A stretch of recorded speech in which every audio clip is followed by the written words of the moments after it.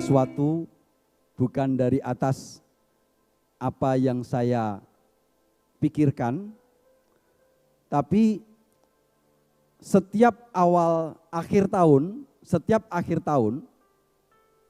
saya berdoa, bertanya ke Tuhan, apa yang Tuhan mau untuk tahun depan. Tahun lalu, tahun 2023, ketika saya bertanya, tiba-tiba di tanggal 1 Januari 2023, jam 4:30 pagi, saya ngimpi dan Tuhan memberikan sebuah petunjuk dalam hidup saya. Tiba-tiba saya melihat sebuah tulisan dalam bahasa Inggris, ya, release dan relate. Yang intinya kemudian waktu itu saya melihat ada sekumpulan ibu-ibu dan ada sedikit bapak-bapak yang mereka seperti mau mengadakan sebuah pesta, ya, makan snack gitu. Nah, di tengah-tengahnya itu ada meja, dan di meja itu ada nampan. Anehnya ada satu makanan kesukaan saya, namanya lemper, Bapak Ibu. Tapi lemper itu besar gitu. Di satu nampan gitu, oval gitu, besar. Dan tapi aneh, lemper kan dibungkus daun ya. Di tengah-tengahnya itu ada yang membalut warnanya hijau. Kalau daunnya hijau tua itu hijau muda. Terus saya tanya pada ibu-ibu yang saya lihat itu orangnya berwibawa sekali. Saya tanya, itu apa, Bu? Dan saya tuh diberikan pengertian, di tengah-tengah bungkusan itu ada kulit, tapi kulitnya itu kulit tikus tapi warnanya hijau. Dan ibu itu berkata begini, segala sesuatu yang merusak harus dipotong, Nak. Gitu. Oh, segala sesuatu yang merusak. Ya, intinya tahun 2023 Tuhan berikan visi kepada saya secara pribadi, juga untuk jemaat khususnya di ibadah Jawa. Jadi saudara, saya sudah dari tahun 2019, saya dipercaya untuk mengadakan ibadah Jawa di gereja jam 10 pagi. Ya, yang hadir belum banyak. Ya, yang lalu sebelum pandemi itu 60-an, tapi akhir-akhir ini rata-rata 40 sampai 50 setelah pandemi. Nah, saya diberikan sebuah visi itu, intinya segala sesuatu yang merusak iman kita, merusak cinta kepada Tuhan, itu harus dipotong. Itu berbicara tentang karakter kita yang merusak. Ya. Segala sesuatu yang membuat rusaknya hubungan kita dengan Tuhan harus dipotong. Dan saya bersyukur, ya, Tuhan ngajari terus supaya hidup saya dan hidup jemaat itu bertumbuh di situ, menegur, kadang-kadang mengajar, menegur hal-hal yang kurang benar gitu ya, supaya saya sendiri didandani dan semua jemaat bertumbuh bersama. Tahun ini ketika saya bertanya kepada Tuhan, apa yang Tuhan mau untuk tahun 2024? Tiba-tiba Roh Kudus tidak memberikan mimpi seperti tahun 2023, tapi suara di hati saya itu untuk saya mempelajari tentang Nehemia. Nehemia. Nah, ketika saya bertanya lagi, apa sih yang utama dari dalam kehidupan Nehemia? Nehemia itu orang yang memiliki belas kasihan yang tinggi di dalam hidupnya. Jadi dalam pelayanan kita, dalam kehidupan kita, dalam pergaulan kita, kita perlu memiliki sebuah belas kasihan. Belas kasihan yang bagaimana? Ya, Nehemia ketika dia ada di Puri Susan, ketika dia ada di Persia, karena waktu itu dia termasuk orang buangan.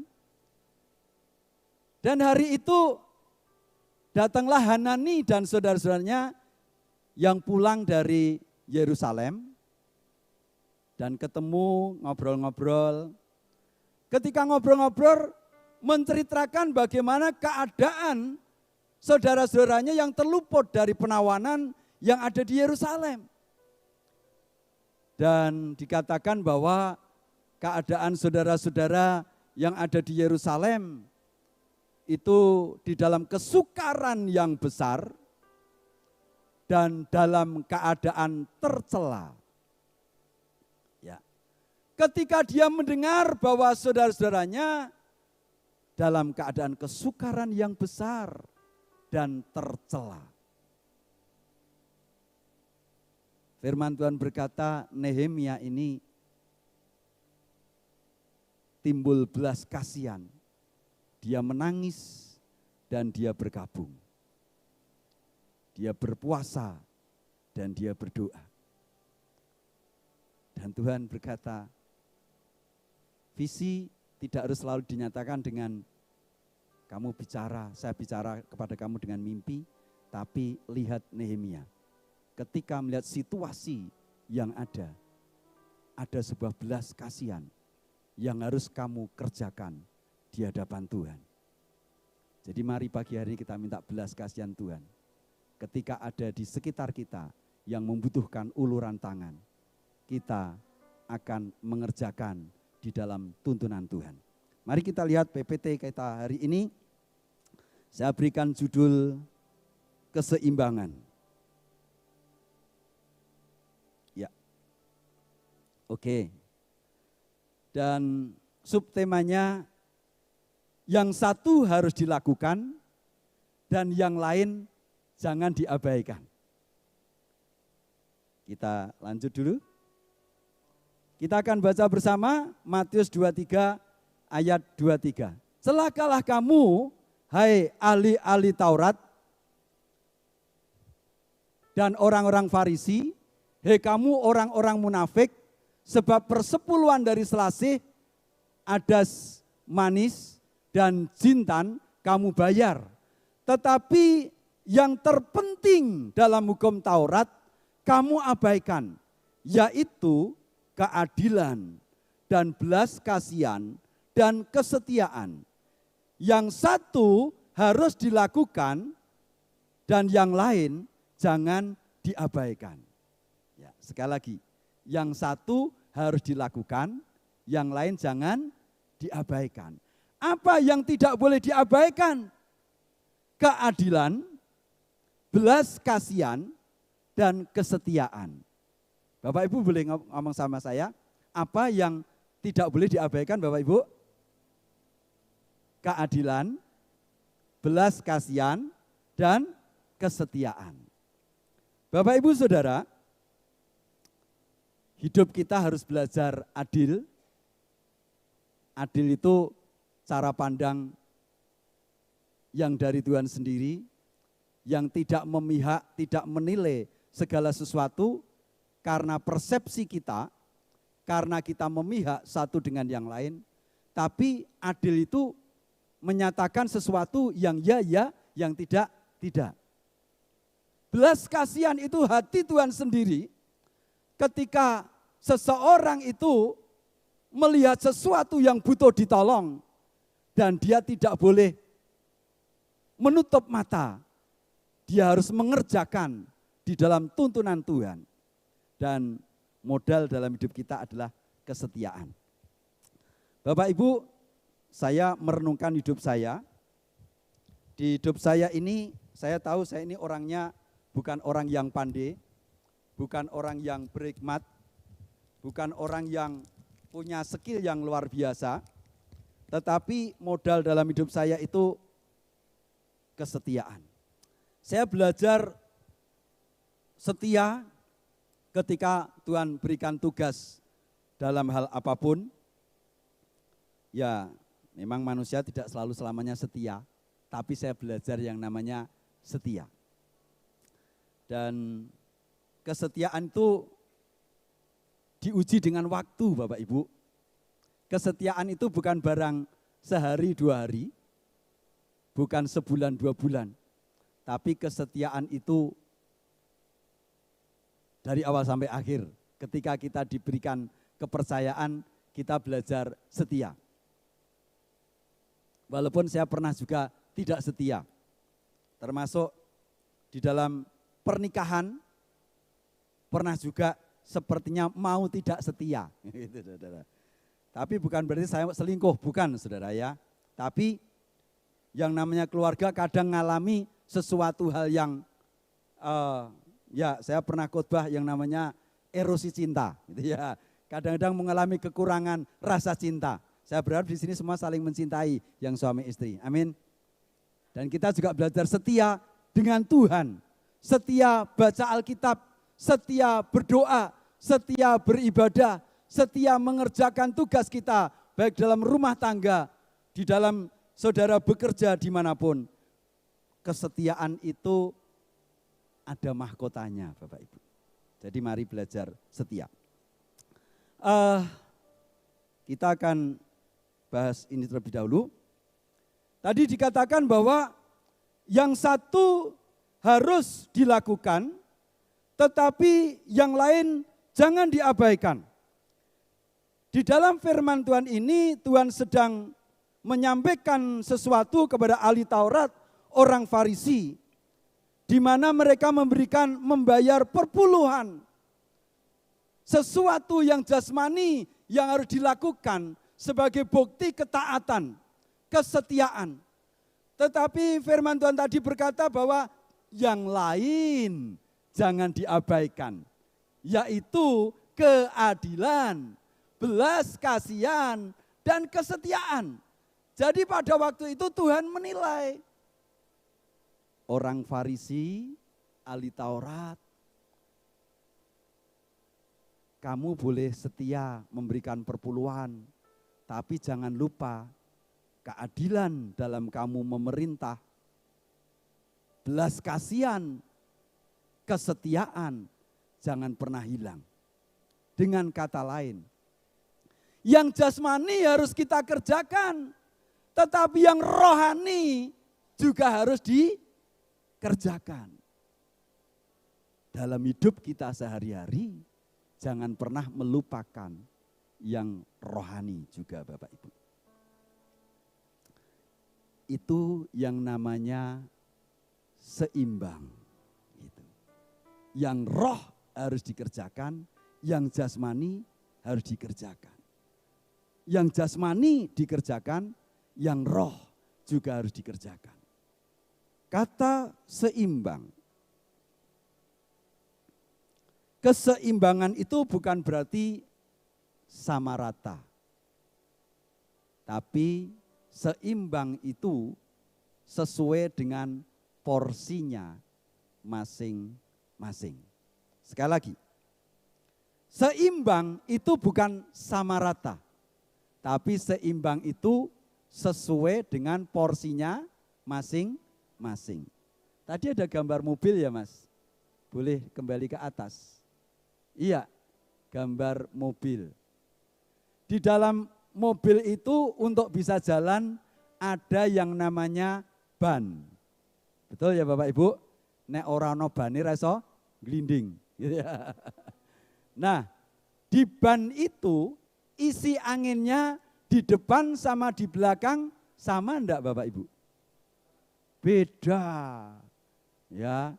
Sama-sama diisi angin tapi kapasitasnya beda.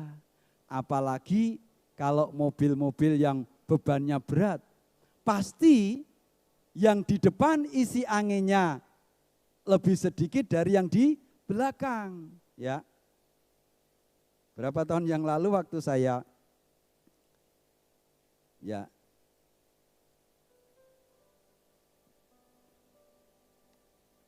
dipinjemi gerobak sama Tuhan, waktu itu saya seringkali kalau ngisi angin Yang di depan itu 30, yang belakang bisa 33 sampai 35. Tapi kalau muatan berat, ya waktu itu mobil zebra, yang depan saya isi 32, yang belakang saya isi 37. Nah, ini baru bisa seimbang. Kenapa? Karena yang belakang muat beban yang berat.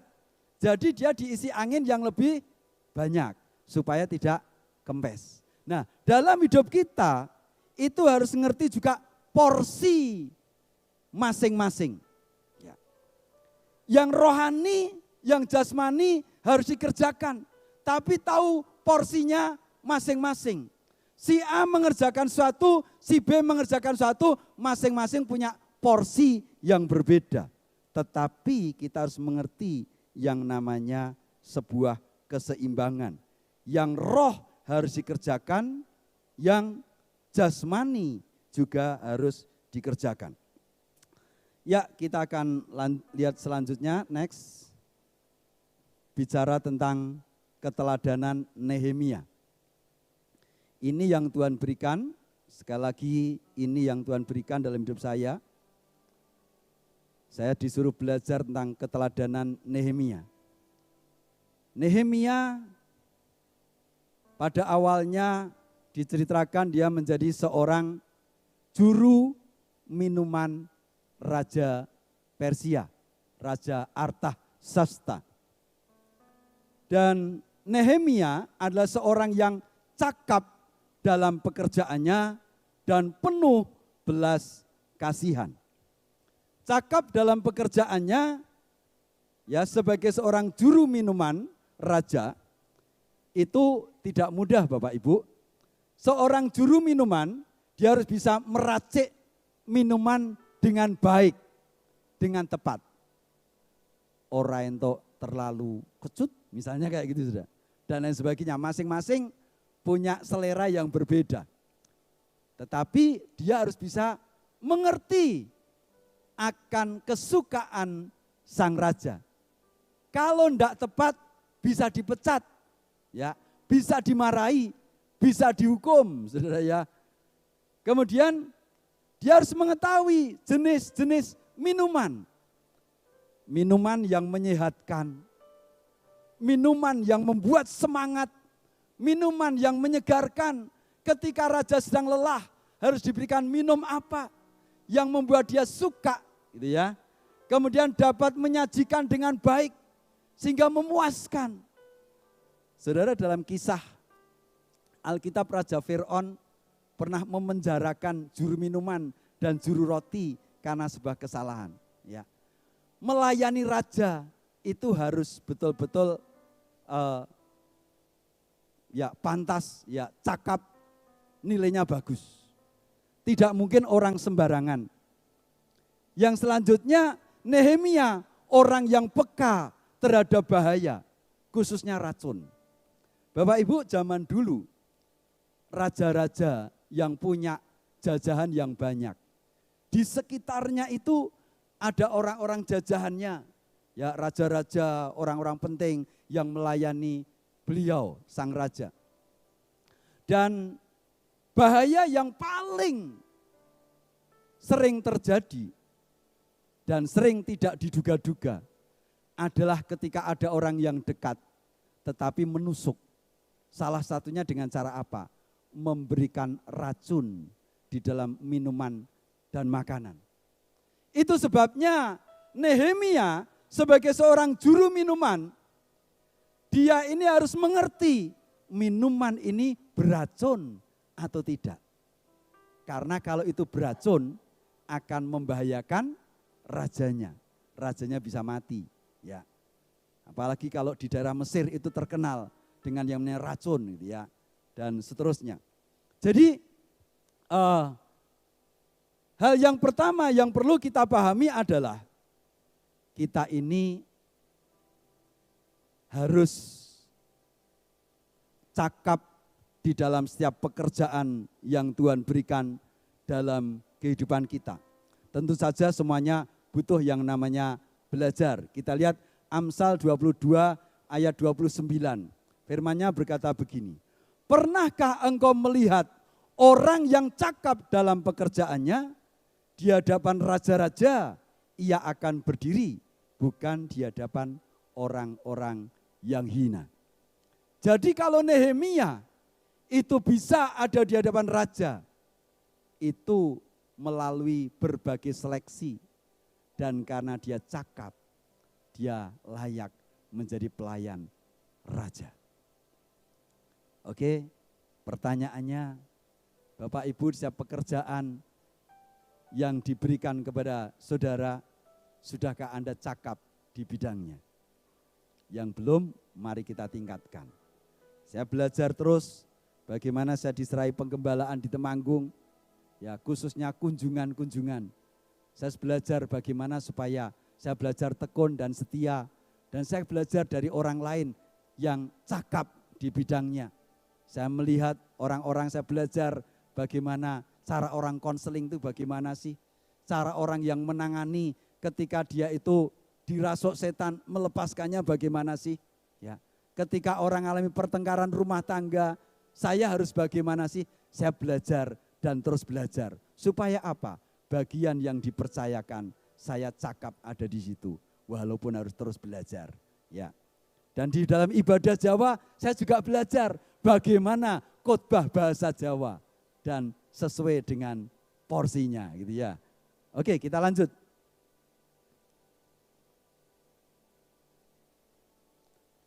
Ya.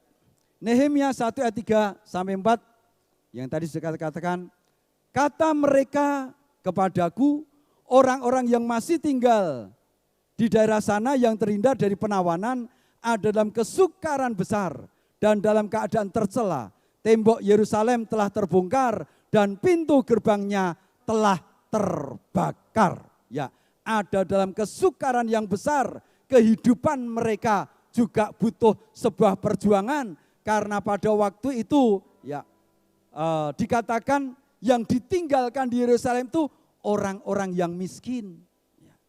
Orang-orang yang tidak punya kekuatan. Hanya sebagian orang yang ada kembali ke situ, orang-orang pelarian yang akhirnya kembali. Dan dikatakan bagaimana kepribadian Nehemia, ya hatinya orang yang penuh belas kasihan. Ketika Nehemia mendengar itu, Nehemia menangis dan berkabung, berpuasa dan berdoa selama beberapa hari. Aku berpuasa dan berdoa kehadirat Allah semesta langit. Saudara, sebagai seorang anak Tuhan, Bapak Ibu ada panggilan imam juga. Kita ini jadikan imam, anak tapi juga imam, raja. Yang ketika melihat situasi-situasi di sekitar kita yang tidak mengenakkan, harus ada orang yang menangis. Harus ada orang yang berpuasa. Harus ada orang yang berdoa. Supaya apa? Tuhan memberikan jalan keluar yang terbaik. Baik situasi di Indonesia yang genting saat ini, ya kita dengar bagaimana Indonesia berapa hari kemarin banyak orang yang datang ke Menko Polhukam ya, yang akan menggugat Pak Jokowi, ya, itu perlu didoakan saudara. Dianggap ada kecurangan-kecurangan di dalam berpolitik. Jangan sampai nanti Indonesia terjadi huru-hara dan sebagainya, terjadi chaos, terjadi sesuatu yang tidak mengenakan, terjadi bentrokan-bentrokan dan sebagainya. Kita harus berdoa, pemilu aman. Amin. Tapi itu butuh ada tangisan, butuh ada doa, butuh ada puasa, orang-orang yang membayar harganya untuk Indonesia. Untuk jiwa-jiwa butuh ada orang yang menangis. Untuk gereja ini butuh ada orang yang berdoa, butuh ada orang yang menangis, butuh ada orang yang berpuasa, butuh ada orang yang menghadap hadirat Allah supaya kehendak Tuhan yang terbaik yang terjadi. Amin, Bapak Ibu. Di dalam melihat situasi, jangan timbulnya penghakiman-penghakiman, menyalahkan A, menyalahkan B, tapi mari bersama-sama berlutut menyembah Tuhan. Beberapa hari yang lalu saya sedang dikoreksi oleh Tuhan. Ya, saya ini juga ada salah kepada istri saya, saudara. Jadi gini, istri saya itu hari Kamis kemarin lagi mau Natalan ibadah Jawa. Tiba-tiba itu jatuh, saudara. Reaksi yang pertama ketika dia jatuh, hati saya itu marah. Kenapa marah? Saya tuh ngomong gini, piye toh kok sering menjatuh? Dikit-dikit jatuh. Tahun lalu jatuh sampai retak bawah lutut ini. Berkali-kali jatuh. Reaksi yang pertama dalam hati saya marah. Roh Kudus itu mengoreksi saya. Orang jatuh kok malah reaksinya marah. Benar enggak, saudara? Enggak. Harusnya ketika dia jatuh, yang timbul dalam hati saya adalah belas kasihan. Aduh, kasihan ya kamu jatuh. Kenapa kok bisa jatuh? Kan gitu toh, saudara? Ya, seringkali dulu ada ilustrasi yang ngomong, dulu waktu pacaran, nek jatuh sidik, kenapa yang jatuh? Nah gitu. Nek jadi bojone bertahun-tahun, matamu ki nondi to, ngono wae kok tiba, saudara. Nah, ternyata itu juga ada dalam diri saya. Dan iya saya terus kelingan, oh iya wong tiba kok malah metak sengeni. Akhirnya saya lari, saudara, karena dikasih tahu oleh jemaat. Pak, itu istrinya jatuh, bunaning jatuh, lari saya. Wah, awalnya sini rodok ndongkol, tapi orang lain wae nulungi berbelas kasihan, kok saya bojone malah ndongkol. Nah, saudara, kadang-kadang ketika ada suatu permasalahan dalam hidup kita, dalam keluarga kita, dalam kita bergereja, di sekitar kita, reaksi yang pertama seringkali kita jadi marah. Keliru Bapak Ibu. Tapi reaksi kita adalah berbelas kasihan. Amin. Itu yang Tuhan taruh dalam hati saya. Itu yang Tuhan koreksi. Saya barusan dapat visi. Tuhan nyatakan itu dan saya ternyata harus praktek. Praktek pertamanya kepada siapa? Kepada istri saya, saudara. Dan saya, ya Tuhan ampuni saya. Saya ini mencintai, saya ini kasih. Tapi ternyata kadang-kadang gitu saja kok marah. Gitu ya. Oke, kita lanjut. Nehemia ketika melihat situasi itu, dia berkabung, menangis, ya. Kemudian dia berpuasa, dia berdoa, ya. Kemudian hari itu dia menyampaikan sesuatu apa yang Tuhan taruh di dalam hatinya. Yaitu ketika dia berpuasa Bapak Ibu, dan selama 4 bulan dalam penantian, setelah 4 bulan itu tiba jawaban Tuhan. Ketika ya kita lihat di Nehemia 2, dia sedang menyajikan minuman kepada raja. Dia ditanya, Nehemia kenapa mukamu murung? Kamu pasti lagi ada masalah ya? Ya. Nah ini jawabannya. Setelah murung apa yang terjadi? Lalu kata raja kepadaku, jadi apa yang kau inginkan? Maka aku berdoa kepada Allah semesta langit. Ini loh yang membuat saya itu heran dengan Nehemia. Ketika Nehemia itu ngobrol sama orang, ngobrol sama raja, ditanyai yang kamu inginkan apa sekarang Nehemia? Dia itu tidak langsung menjawab. Tapi yang pertama dikerjakan berdoa. Oh, ternyata mengambil keputusan itu harus diawali dengan yang namanya apa saudara? Doa. Supaya apa? Keputusan kita, ucapan kita tidak salah. Amin. Yuk kita lanjut. Nah hari itu Bapak Ibu, ketika Nehemia berdoa dan dia mau mengutarakan apa yang jadi keinginannya. Dan di Nehemia selanjutnya dia berkata, jadi apa yang kau inginkan, maka berdoa Nehemia memohon supaya diutus untuk membangun kembali Yerusalem, meminta surat penugasan, surat kuasa. Kenapa dia perlu minta surat kuasa? Karena saudaraku, ketika dia harus ke Yerusalem itu harus ada legalitasnya. Dalam hidup kita ini perlu ada yang namanya kuasa. Ketika kita mengerjakan suatu, diberi kepercayaan segala sesuatu, harus ada surat kuasa. Harus ada penugasan dari atas, harus ada firman yang berbicara. Ketika kita di perusahaan, kita diberikan satu pekerjaan, harus ada surat penugasan. Dan itu legalitasnya. Jadi saya bersyukur ketika saya mau ibadah Jawa itu, saudara, saya diberikan bukan berupa surat, tapi penegasan. Ini kamu harus mengerjakan ini. Dan Bapak Ibu, kenapa kuasa itu penting? Karena tanpa ada kuasa, kita tidak bisa mengerjakan lebih banyak.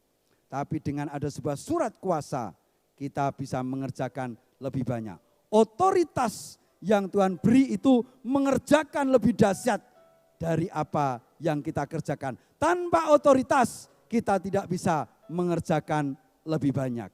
Tapi dengan otoritas, apa yang kita kerjakan akan jadi maksimal. Oke, ini tahap yang pertama.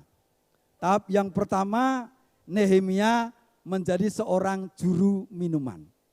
Dan ketika dia menjadi juru minuman, dia orang yang berhasil, saya katakan, dia cakap di dalam bidangnya, sehingga ketika Nehemia itu menghadap raja dan dia menyampaikan sesuatu yang dia rindukan, raja itu memberikan izin. Kenapa dia memberikan izin? Karena raja percaya kepada Nehemia. Karena raja percaya Nehemia meminta sesuatu, maka dia diberikan izin.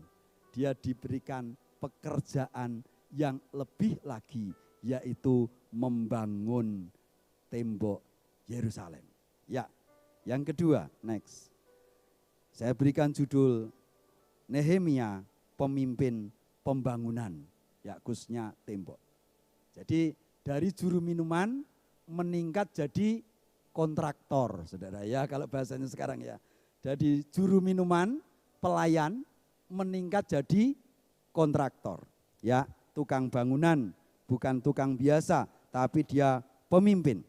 Lalu ketika dia ditingkatkan kepemimpinannya ini, apa yang ada dalam diri Nehemia? Ya, saya berikan judul di situ. Nehemia rela berkorban, tinggalkan kenyamanan dan pergi ke Yerusalem. Nehemia, orang yang pada waktu itu sudah mapan hidupnya, melayani raja itu, saya yakin gajinya gede, saudara. Ya. Dan bukti apa kalau gajinya gede? Nanti saudara kita akan lihat. Nehemia itu ketika dia menjadi bupati, ya nanti akan ke sana. Ketika dia ada di Yerusalem, dia itu membiayai hidupnya sendiri dan bawahannya orang-orang yang dia pimpin itu dibiayai dengan kekayaannya sendiri. Kalau dia tidak kaya, tidak mungkin dia membiayai dirinya sendiri. Tetapi dia akan terus meminta kepada rakyat dan seterusnya. Oke. Setelah dia sampai di Yerusalem, apa yang dia kerjakan? Nehemia 2 ayat 13. Ya. Nehemia orang yang rela berkorban ini, dia meninggalkan kenyamanan, pergi ke Yerusalem hanya untuk membangun ya sesuatu yang semestinya andai kata dia menolak, dia bisa. Tapi itu beban yang Tuhan beri. Ya, saya ingat beberapa waktu yang lalu, mungkin tahun yang lalu, saya tuh pernah begini, saudara. Sempat ngomong gini, Tuhan, aku kisah jani ngopo sih? Kok duwe odo-odo semangopeni anak-anak asuh? Saudara, saya itu juga pernah yang namanya bosen ngopeni anak asuh, saudara. Jadi saya sudah 13 tahun, mungkin lebih, merawat dulu dari nenek-nenek 2 sampai meninggal. Kemudian ada 4 anak yang saya rawat, orang-orang yang kurang beruntung. Dan puji Tuhan saya sudah membangun rumah yang namanya rumah damai. Ya bisa memuat kalau 40 anak bisa, tapi baru ada 4 anak. Ya kalau ada Bapak Ibu, tetangga saudara, anak-anak yang masih mungkin usia SD, dia ditinggal orang tuanya, dia butuh orang tua asuh, kirim ke tempat saya sekolahkan dia. Doakan supaya Tuhan mengalirkan dana terus. Ya, saya tidak, dananya betul-betul dari Tuhan, saudara. Bukan karena saya mendapatkan ya perintah, kemudian didanai, enggak. Tapi itu Tuhan. Nah, ketika dalam pergumulan-pergumulan itu, saya juga pernah ngalami seperti ini. Ngapain sih? Aku kok ndiodo-do semang ngopeni bocah-bocah. Ya, kudune kena nggih ini nggih itu. Tapi untuk merawat mereka. Tapi saya tahu itu panggilan dalam hati saya yang tidak bisa saya tolak. Dan itu kehendak Tuhan. Dan saya sudah tidak bisa mundur lagi. Dan Nehemia pun demikian. Dia kok duwe odo-odo semang neng Yerusalem ngapain sih? Udah nyaman jadi pelayan raja. Tapi itu satu panggilan yang tidak bisa ditolak. Yang memang harus dikerjakan. Maka dia mengerjakan. Sesampai di Yerusalem. Nehemia 2 ayat 13 dikatakan, demikianlah pada malam hari aku keluar melalui pintu gerbang lebak ke jurusan mata air ular naga dan pintu gerbang sampah. Aku menyelidiki dengan sesama tembok-tembok Yerusalem yang telah terbongkar dan pintu-pintu gerbangnya yang habis dimakan api. Bapak Ibu, dalam segala hal yang kita kerjakan, ya kita harus ada yang namanya mapping. Mapping itu apa? Menyelidiki segala sesuatu dengan seksama. Setelah diselidiki, mengerti apa yang dikerjakan, ya, kemudian diperhitungkan. Kemudian dia merencanakan segala sesuatu. Jadi jangan hidup tanpa sebuah visi, ya. Tetapi semua yang Tuhan tugaskan, kita teliti dulu. Apa ya yang seharusnya dikerjakan? Dengan seksama. Kemudian dihitung. Kemudian kita merencanakan. Setelah kita rencanakan, sampaikan perencanaan kita itu kepada pemimpin-pemimpin yang lain. Supaya apa? Bisa sejalan. Ya, sekali lagi, sampaikan perencanaan itu supaya bisa sejalan. Kemudian ketika kita menghadapi tantangan, jangan lupa, ya ketika kita menyampaikan sesuatu itu, kadang ada orang yang meragukan, tapi harus menguatkan hati pemimpin-pemimpin. Nah, bagaimana cara menguatkan hati? Yaitu harus tahu, ini loh aku dapat dari Tuhannya seperti ini. Baru kemudian kita mulai mengerjakan bagian kita. Nehemia baru mulai membangun bersama-sama ketika dia mapping dulu, menyelidiki dulu. Ya, hari itu ketika sampai di Yerusalem, kemudian setelah 3 hari, ya, baru Nehemia naik ke tembok dan dia selidiki semuanya. Saudara, itu bicara mapping, karena segala sesuatu yang kita kerjakan butuh yang namanya ketepatan. Jadi kenapa tahun ini Tuhan berikan itu kepada saya? Karena saya tidak boleh memukul dengan sembarangan di dalam pelayanan. Tapi saya harus belajar membaca. Ini harusnya gimana ya? Kalau aku melayani begini, nanti jadinya gimana ya? Dihitung dulu. Direncanakan yang terbaik. Supaya itu menjadi maksimal. Kita lanjut selanjutnya. Ya, jadi di dalam pembangunan itu akhirnya Nehemia mengalami sebuah keberhasilan. Karena apa? Ketika dia itu menyampaikan apa yang jadi rencananya itu dan mereka mulai membangun, dan pada waktu itu penguasa kota, ya mungkin kalau sini lurah-lurah gitu ya, saudara. Akhirnya mereka mengerjakan dengan baik bersama-sama. Ya, saya tidak sebutkan semua karena nanti waktunya tidak akan nyampe. Tapi intinya seorang pemimpin harus belajar bisa menyampaikan apa yang jadi visi, misi, ya, apa yang jadi perencanaan yang sudah direncanakan dengan matang dan itu disampaikan atas dasar juga firman Tuhan. Setiap usaha kita, setiap pekerjaan kita jangan pernah menyimpang dari firman Tuhan.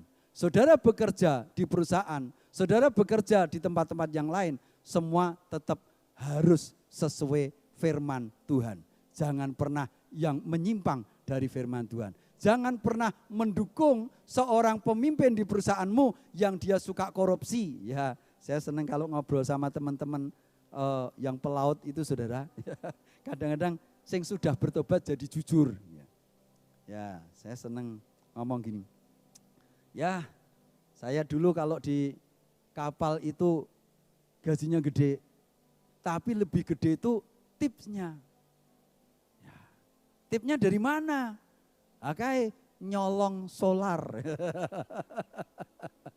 Ternyata orang-orang yang kerja di kapal-kapal itu gajinya bisa gede, tapi ada yang lebih gede lagi ternyata. Dari apa? Nyolong BBM, saudara. Wah, ternyata bahaya, saudara. Nah, tapi saya senang kejujurannya gitu. Oh, akhirnya setelah dia mengenal Tuhan, dia tidak ngulangi itu. Nah, dalam kehidupan kita, jangan sampai ada colong menyolong, saudara ya. Tapi kita harus belajar hidup apa adanya, rela berkorban, dan siap menghadapi tantangan apapun. Ya, kita lanjut. Yang ketiga, ketika Nehemia sudah berhasil, ya walaupun belum sepenuhnya, tapi di tengah-tengah perjalanannya, firman Tuhan berkata Nehemia diangkat jadi bupati. Ya, meningkat dari juru minuman jadi kontraktor, ya, tukang bangun, memimpin pembangunan. Tiba-tiba dia diangkat jadi bupati. Ketika dia jadi bupati, sikap kepribadian Nehemia yang luar biasa. Saya tulis di situ, tidak mencari keuntungan pribadi. Kita lihat ayatnya, Nehemia 5 ayat 14-15. Mau dibesarkan Mas? Oke. Pula sejak aku diangkat sebagai bupati di tanah Yehuda, yakni dari tahun ke-20 sampai tahun ke-32 pemerintahan Artasasta 12 tahun, jadi 12 tahun lamanya, aku dan saudaraku tidak pernah mengambil pembagian yang menjadi hak bupati. Ya, dilanjut. Tetapi para bupati yang sebelumnya yang mendahului aku sangat memberatkan beban rakyat. Bupati-bupati itu mengambil dari mereka 40 sikal perak sehari untuk bahan makanan dan anggur. Bahkan anak buah mereka merajalela atas rakyat. Tetapi aku tidak berbuat demikian karena takut akan Allah. Karena takut akan Allah, dia rela berkorban. Dia tidak mengambil yang jadi haknya. Dia tidak mencari keuntungan pribadi. Bapak Ibu, sudah tidak ada yang korupsi toh di pekerjaannya? Yang jadi tuan-tuan terhadap anak buahnya memberikan haknya dengan baik kan Bapak Ibu? Oke. Saudara yang jadi pekerja memberikan baumu dengan baik kepada pemimpinmu kan? Amin. Saudara, orang korupsi itu belum tentu korupsi uang. Tetapi kita ketika bekerja, jatai kerja 7 jam. Saudara cuman kerja 5 jam. Ngerti nih bose kerjanya 5 jam. Korupsi napa mboten? Korupsi. Saya belajar dalam hidup saya menghitung. Aku sehari ini kerja apa. Kalau misalnya jam kerjanya sekian, aku kok baru ngantor jam 10. Ya saya punya tugas di Temanggung itu ngantor sudah. Aku harus punya penggantinya. Apa misalnya? Sore harinya saya kunjungan, sore harinya saya komsel, dan lain sebagainya. Supaya apa? Saya belajar tidak korupsi. Saya mempertanggungjawabkan di hadapan Tuhan, walaupun tidak dilihat pemimpin. Jadi Bapak Ibu, Nehemia tidak mencari keuntungan pribadi. Ketika dia jadi bupati, dia tidak seperti bupati-bupati yang sebelumnya yang menekan rakyat, memberatkan rakyat. Tetapi dia menghidupi dari kehidupannya sendiri, dari kekayaannya. Itu sebabnya saya katakan Nehemia kaya. Nehemia itu diberikan berkat yang luar biasa ketika dia jadi pelayan raja. Jadi ketika dia sedang membangun dan dia melihat jemaatnya, warganya susah, rakyatnya susah, dia tidak memberatkan. Tapi dikatakan punggawa-punggawanya, tentaranya, dia bayari. Saudara, wah itu tidak mudah karena kaya, saudara. Ya kalau belum kaya kita nggak bisa bayari, saudara. Tapi saya belajar di dalam bukan kelimpahan. Saya mengatakan saya belum terlalu kelimpahan. Tapi dalam segala kekurangan saya belajar membiayai anak-anak asuh. Ketika pergi dengan jemaat, ya karena yang ya komsel-komsel dan sebagainya, saya belajar tidak membebankan mereka. Tapi saya belajar untuk saya bisa meringankan kalau saya bisa, sudah. Kecuali lagi nggak ada yang buat meringankan. Tapi kita belajar dalam hidup ini bagaimana bisa meringankan kehidupan orang-orang di sekitar kita. Bagaimana kita tidak mengambil keuntungan pribadi, tapi kita mengerjakan seperti apa yang Tuhan mau. Saya sebagai full timer, saya diberikan PK persembahan kasih, saya bersyukur. Tapi bukan berarti saya sudah terima terus saya enak-enak. Saya belajar mempertanggungjawabkan itu. Saya belajar bagaimana ketika ada orang sakit, saya juga belajar melayani dengan baik, sebisa saya. Ketika ada orang meninggal, mbok jam 1 bengi, saya juga belajar untuk datang. Tidak ada yang mandiin, saya mandiin, saudara. Tidak ada yang cari peti, saya cari peti. Apa yang saya bisa kerjakan, saya belajar kerjakan. Kenapa? Tanggung jawab saya sama Tuhan. Nah, ketika kita tahu bahwa hidup kita ini bertanggung jawab ke Tuhan. Dan dikatakan Nehemia, karena Nehemia takut akan Tuhan. Maka kita tidak akan menyia-nyiakan setiap hal yang dipercayakan dalam hidup kita. Kita tidak membebankan orang lain.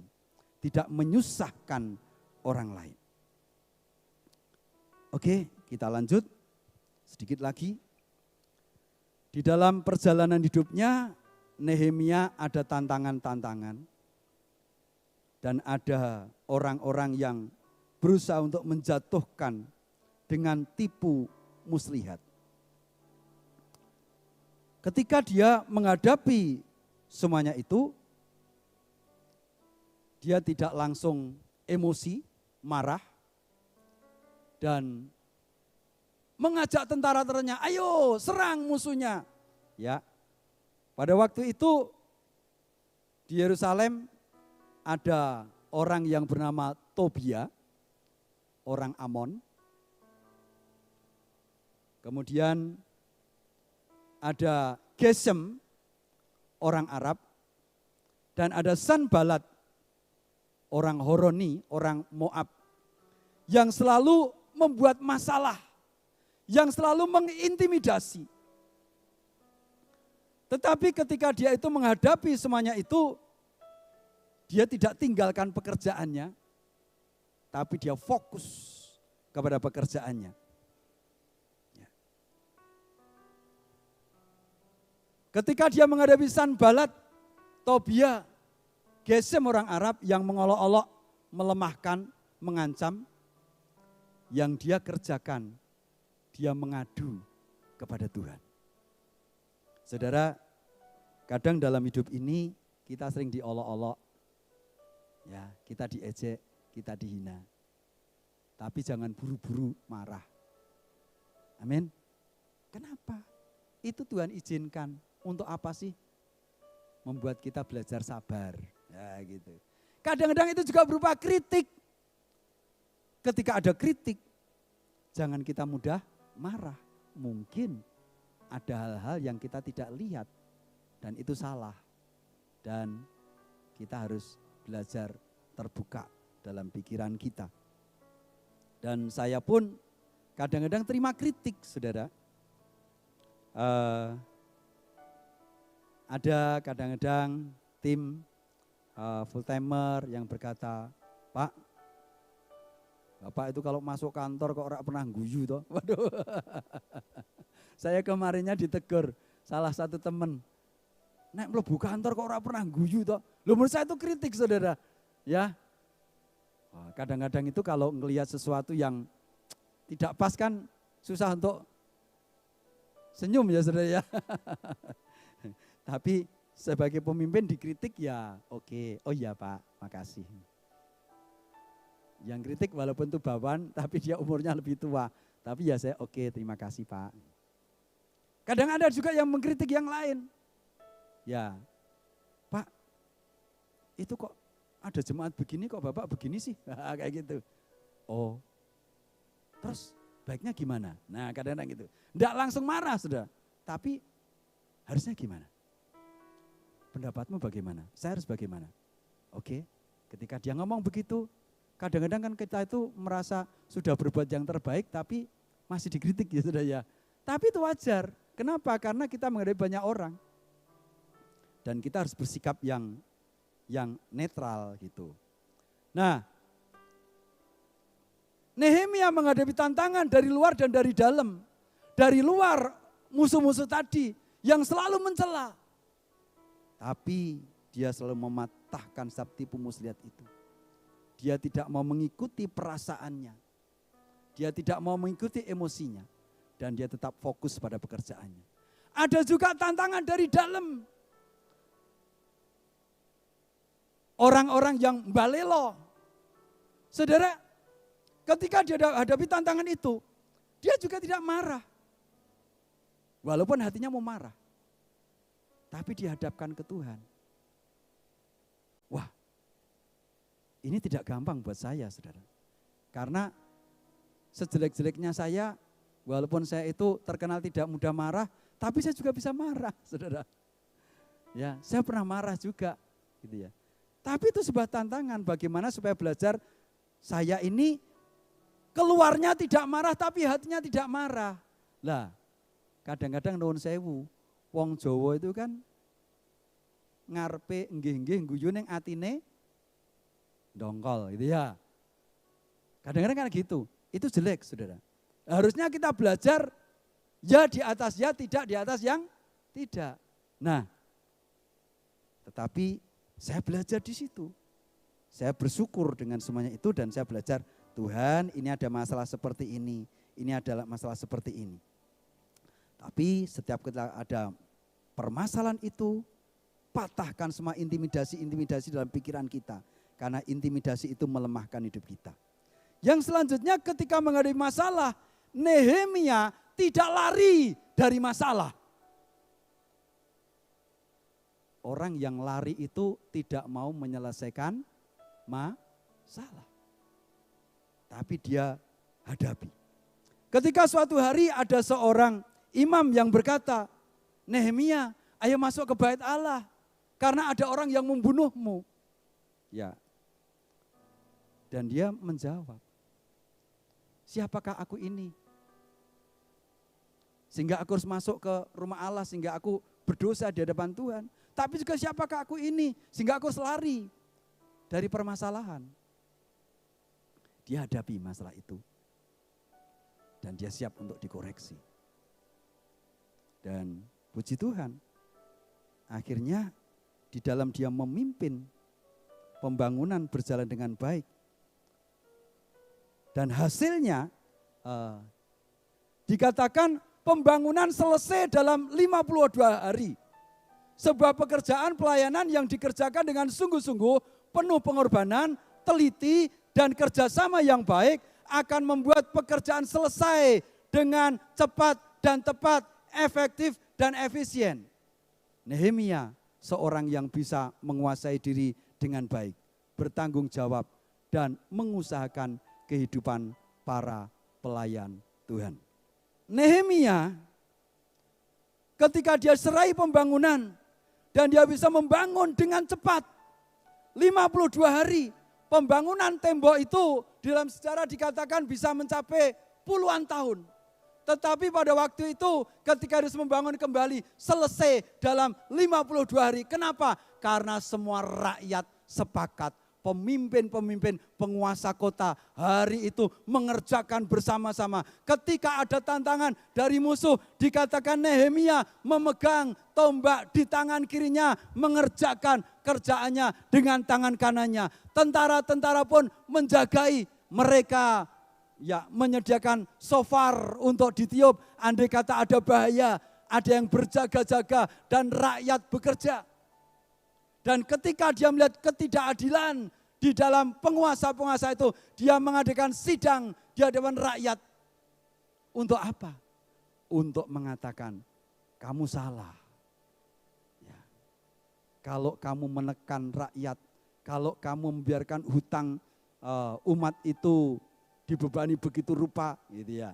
Jadi pada waktu itu penguasa-penguasa di daerah sana itu harusnya begini. Kalau di Israel itu ada yang namanya tahun Yobel. Yobel itu pembebasan dari hutang gitu ya. Tapi jangan kita mengharapkan aku tak naik di hutang terus dibebaskan gitu saudara ya. Tapi itu di sana, di sini beda saudara ya. Dan pada waktu itu orang penguasa-penguasa itu banyak yang menekan rakyat begitu rupa. Tetapi hari itu Nehemia meluruskan. Yang terakhir, Nehemia ketika dia mau jadi bupati, dia menata kehidupannya dengan baik. Ketika dia dicela, difitnah, responnya tidak membalas. Tetapi ketika dia melihat bangsanya tidak setia, baru marah. Ya. Ketika dia melihat ketidakbenaran, ada umatnya yang menyembah ilah-ilah lain, dia baru sangat marah.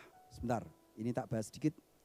Jadi kita harus belajar bagaimana ketika ada suatu hal yang di dalam kehidupan ini yang rasanya menyerang kita, ya begitu kita belajar untuk menahan diri, emosi, tapi dihadapkan ke Tuhan. Nah, terus akhir kata, jadilah maksimal dalam panggilanmu atau pekerjaanmu dan jadilah seimbang. Yang satu harus dilakukan, yang lain jangan diabaikan. Bapak Ibu, sesuai dengan apa yang Tuhan nyatakan buat saya, jadi firman ini terutama buat saya, apa yang harus kukerjakan, saya tahun ini harus belajar ini seimbang. Yang roh harus dikerjakan, yang jasmani tidak boleh diabaikan. Sebaiknya kalau saya jasmani dikerjakan, yang roh jangan ditinggalkan. Saya akan tutup dengan sebuah kesaksian. Berapa tahun yang lalu, kira-kira 15 tahun yang lalu ada seorang yang bertanya kepada saya, Pak, saya ini kalau bekerja dengan rajin, ketuhannya jadi kendor. Tapi kalau saya ke Tuhan rajin, bekerjanya yang kendor, ekonomi saya turun. Terus itu kenapa Pak? Jadi gini, ada orang ini pengusaha saudara. Kalau dia itu usahanya maksimal, dia kerjakan mati-matian, tapi jadi lupa berdoa, lupa ibadah. Tapi sebaliknya kalau dia itu terus kerja, terus cari Tuhan, terus kerjanya jadi kendor, hasilnya minim. Jadi pertanyaan itu saya baru terjawab. Hidup ini butuh yang namanya seimbang. Semua itu penting. Firman Tuhan berkata apa yang kau kerjakan seolah-olah kerjakan untuk Tuhan. Dan kita juga dari Nehemia itu mengajarkan bahwa utamakan Tuhan. Maka nanti yang jasmani pasti akan menyertai kita. Amin. Utamakan Tuhan, nanti yang jasmani akan menyertai kita. Yang roh harus dilakukan. Yang jasmani juga harus dikerjakan. Tapi yang jasmani harus dikerjakan. Yang roh juga harus dikerjakan. Jangan kita tidak seimbang hidupnya, maka kita akan berhasil. Itu yang Tuhan pesankan buat saya untuk tahun ini, supaya saya mengerjakannya. Dan bila itu juga jadi berkat buat kita semua. Mari kita berdoa. Tuhan Bapa di surga, kami mengucap syukur. Visi yang Tuhan berikan, Tuhan sampaikan untuk hamba, sudah hamba bagikan di tempat ini. Kiranya roh Tuhan yang menerjemahkan lebih dalam, dengan hati yang luas, hati yang terbuka. Dan bila tahun ini kami merencanakan sesuatu atas dasar apa yang Tuhan tuntun, dan mengerjakan sesuatu atas dasar firman dan Roh Kudus. Biarlah kami belajar untuk tidak menyimpang dari apa yang Tuhan kehendaki, tapi seperti yang Bapa mau. Terima kasih Tuhan. Dalam nama